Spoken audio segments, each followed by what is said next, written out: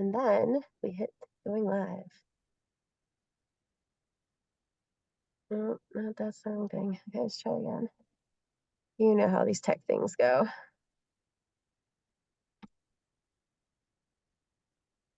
No, that's not it. I will figure it out.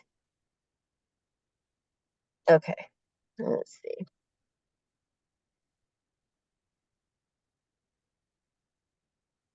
Yep, that's this one. Nope. Share to your page. Select the page, Food Co-op Initiative. Go live, here we go.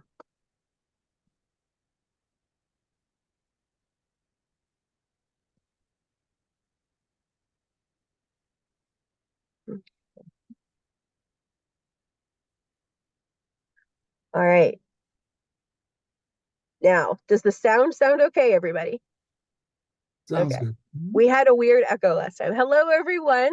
Thanks, everyone, for coming out, joining us, or watching this video later. This is Food Co-op Initiative. My name is JQ Hanna, and Director of Programming, and we're here with the Fertile Ground Food Co-op teams. We're going to be talking to them as part of our Black Food Co-op Futures series in February. Fertile Ground graciously agreed to be one of our 4 co-ops that we are featuring. There are Black Lake co-ops that are either open or going to open within the next 18 months and create Black Food Co-op history. So we are featuring Fertile Ground this week. And with us, I have Ajamu and Aaron. I'd like them each to introduce themselves and their role with the co-op. Yeah, I'll start. Yeah, so I'm Ajamu Dillahunt. I'm the board vice president, one of the founding members, and glad to be a part of this discussion during Black History Month. We're really excited about our project, and we're moving on and waiting to see it get to the finish line, and want to talk to you guys about that. Excellent. Thank you. And Aaron? Yeah, I'm Erin Martin. I am the outreach coordinator at Fertile Ground, and I am always the person most of the time that you see out and about at the Black Farmers Market. And if you have anything that you are wanting to promote in the community, please reach out to me, and I will make sure that we are represented there as well. Thank you both so much for being here tonight. I want to give people some context about your co-op. So if you guys don't know Fertile Ground Food Co-op is organizing in Raleigh, North Carolina. They're in what we call stage 3, means they have a site. They have announced a site, which is super exciting. We're going to get into the site in a minute. But I think people lack context sometimes. Raleigh is a big city. It's not like saying you're organizing in Peoria, Illinois. It's got neighborhoods, it's got areas, and you guys aren't just organizing in Raleigh. You're organizing in a very specific part of Raleigh, and for very specific reasons. Can you talk about the community you're organizing in and with, and why it's so important? Sure, I'll start. Well, we're organizing in Southeast Raleigh, which is the historically Black neighborhood in Raleigh. One of the ways I could talk about it, we're blessed to have 2 historically Black universities here in the city. Both are located on either ends of the community. This is a community that at the same time has suffered a considerable amount of underdevelopment over the years, not unique for Black communities in urban areas.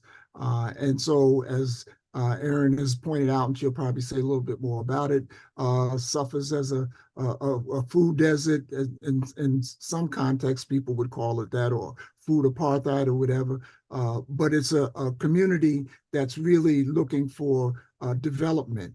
We're in Black History Month, and yesterday people were talking about Malcolm X, one of the leaders of the Black movement in this country.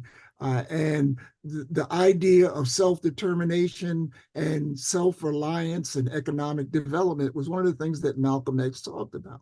Just as Ella Baker talked about it, and W.B. Du Bois. We've got a deep history in our movement of economic development and self-reliance. And so we're trying to bring that history and those theories to our work in this community in Southeast Raleigh. One of the reasons it's taken us so long to find a site is because we were set on having it in Southeast Raleigh. There might have been a couple of other opportunities to find a location, but it would not have been in line with our mission to have it in this community, in this neighborhood. And that's why we were so happy this past summer to be able to announce to the world that we've got a site in Southeast Raleigh. Oh, I mean, I'm excited to ask you guys about the site in a minute, but I first want to pass it to Erin to talk a little bit also about your perspectives on the community of where your owners come from, where you're organizing, and what that means to the co-op. Absolutely. I think that is important to say Southeast Raleigh because when the Kroger closed, that's when we became in this struggle that we are facing now. And you can go to other parts of Raleigh and then like off of Highway 42, it's considered Raleigh. And there's a Food Lion, and then there's a right across the street, there's a Lowe's Food, and then now they're building a Publix. And we can't even get like one little grocery store, you know? Mhm. So now you can understand and see like we're underserved, and that's not fair. So it's so important for us to have those missions and then to incorporate people that believe in those missions as well too. When we bring them in, like I'm on the staff, so it's very important for us to have those missions and make sure that we are spreading those around our community as well too, and know and let them know that we are coming and we are here for them. Mhm. And you guys have hundreds of owners at this point. How many people are part of them who are part of your ownership base? So we're almost to 1,000, but right at 800. So hopefully the groundbreaking will just jump right up to 1,000.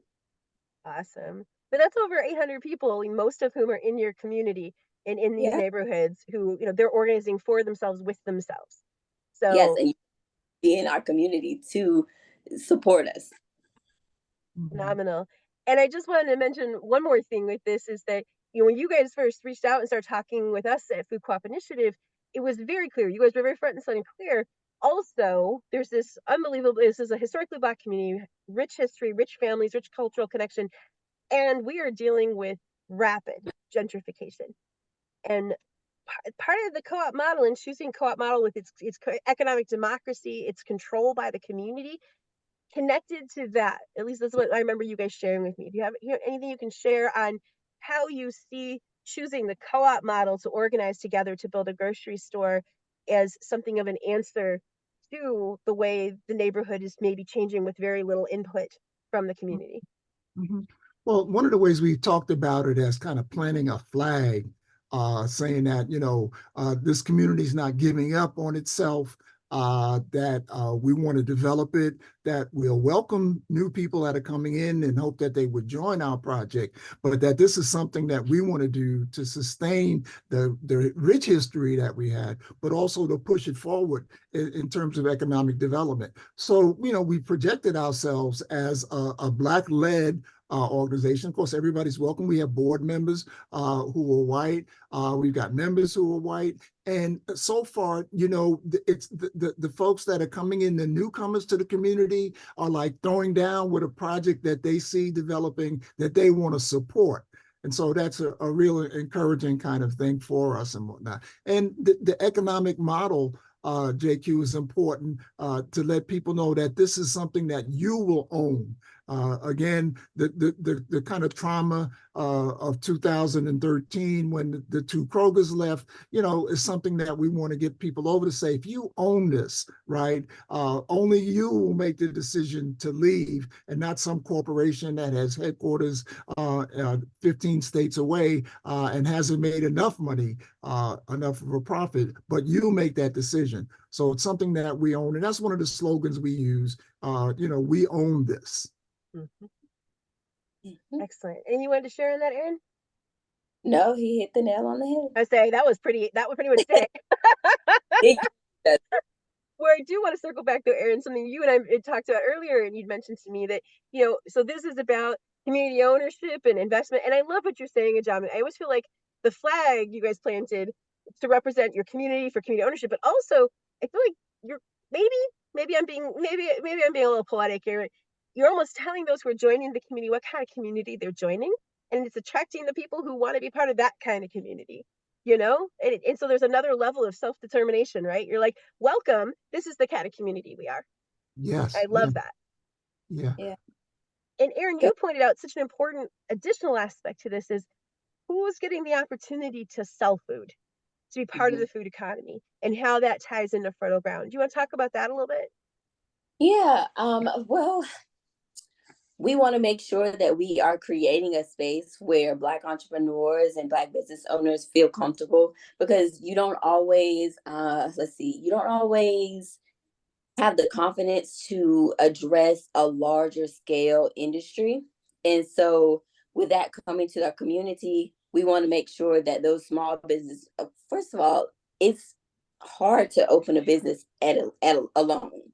So then you having the courage, or you having the what's the word I'm looking for, the support in your own community that says, okay, I'm gonna help you try to get those sales up.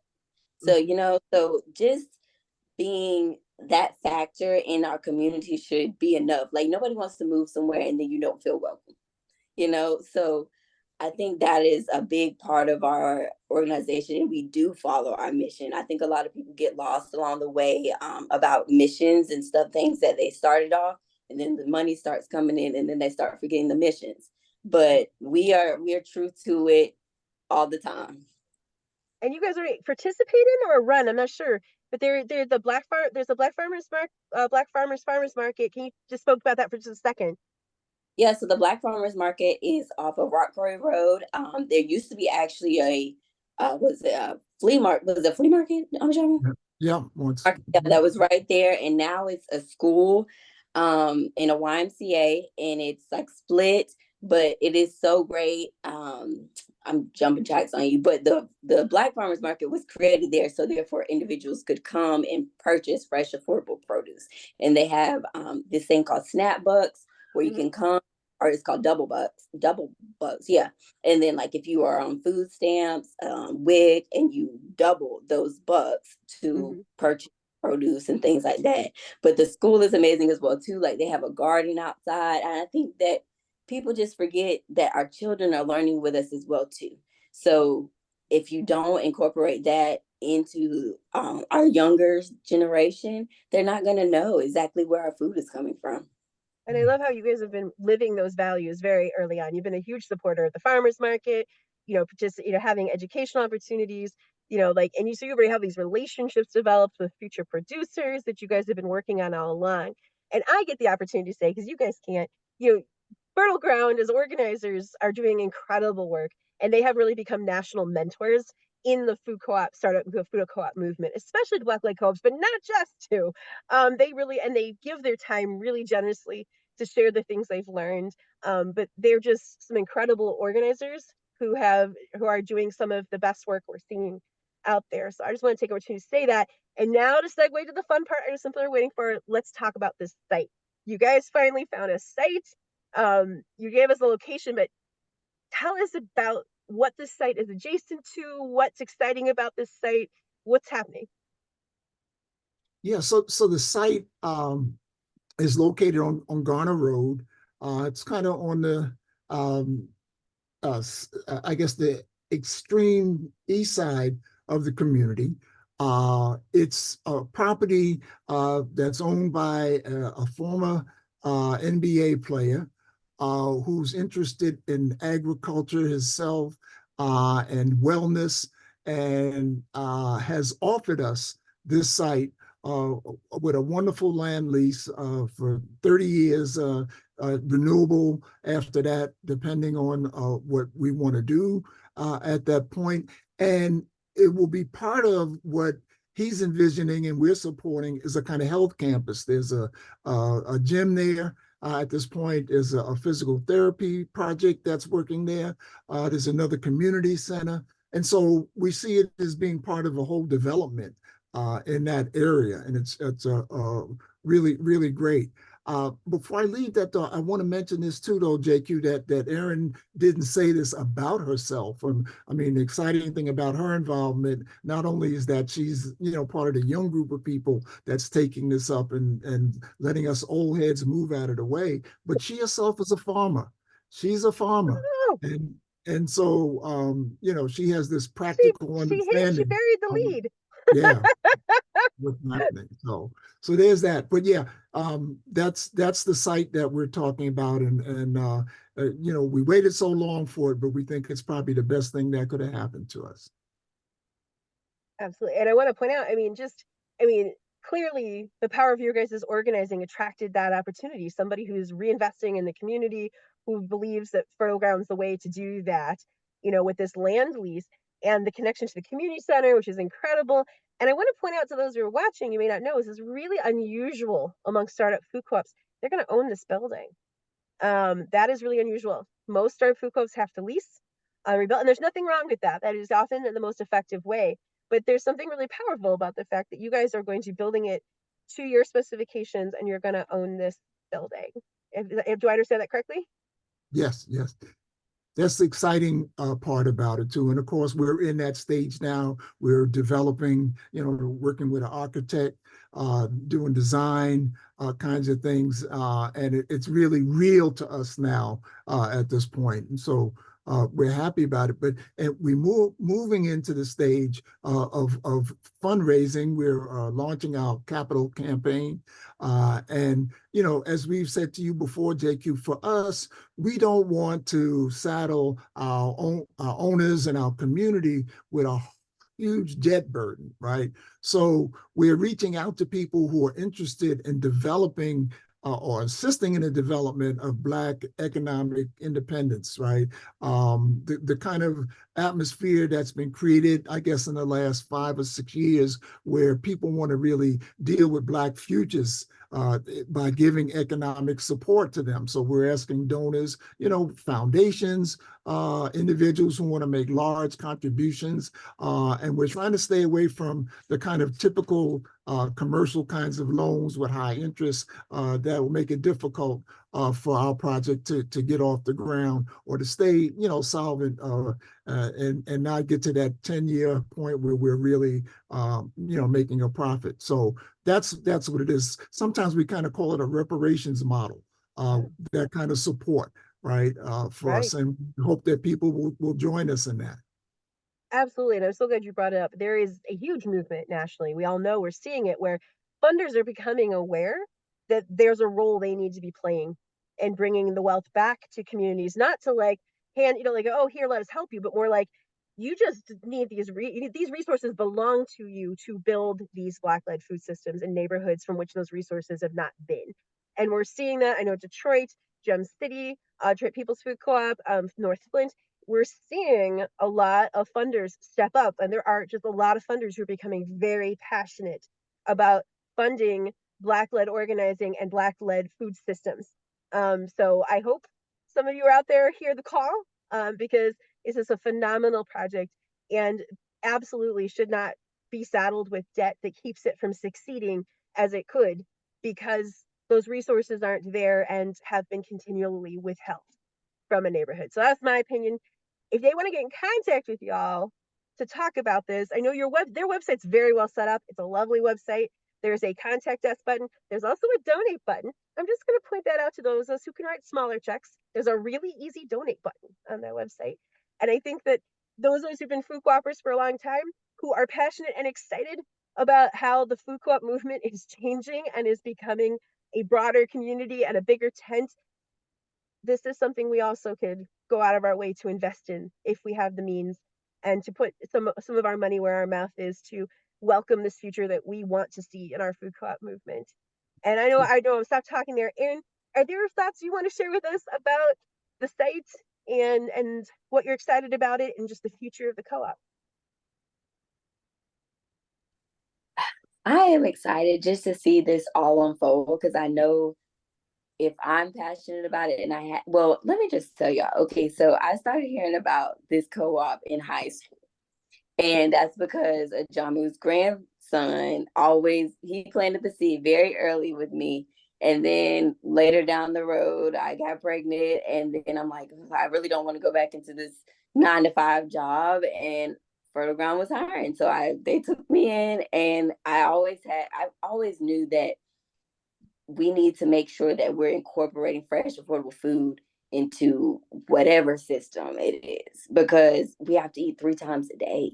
Like there's nothing more than we have to eat 3 times a day. And then sometimes it's not always healthy options for us, and it's not always affordable options for everyone. So it's just a really great movement, and I'm just happy to be a part of it. The site, when I see it all unfold, I'm just gonna be so excited, and I think everybody else is as well too. Just because we've come so far, even though I've only been on the team for like 2 years, I always feel the inspiration, the love in the room, and I think when you come to our community meetings, you feel that as well too. So just join a newsletter. Want to start small, and just start seeing us unfold. We don't have a building in front of us just yet, but when you're in the room with us, you can see it already. You can just see it. So, And there's a beautiful picture of the site plan. You'll see, you can find that on the website, their Facebook page, our Facebook page. We posted it this week, a video from their last ownership meeting, which is just beautiful. You really get to see the community interaction and the passion and the excitement. If you really want to get a feel for what they're doing and what's going on. And I've already kept you guys longer than I promised. But I told you, there's always so much I want to know. Are there any last thoughts you want to share with us, Ajami, before Yeah, I wrap this yeah, up? I would be remiss, JQ, if I didn't say to this audience how important FCI has been to this work. I mean, your general mission is to help startups and whatnot, but I mean, there's been this like great emphasis on the development of these Black-led co-ops in ways that I just couldn't have imagined, and don't think anybody else or any other outfit would have been able to provide it. So we're really appreciative of it, and glad that we get opportunity, and we'll be able to celebrate opening Fertile Ground Food Co-op pretty soon. You guys get that opening date, and I'm getting my plane ticket. I'm going to be there.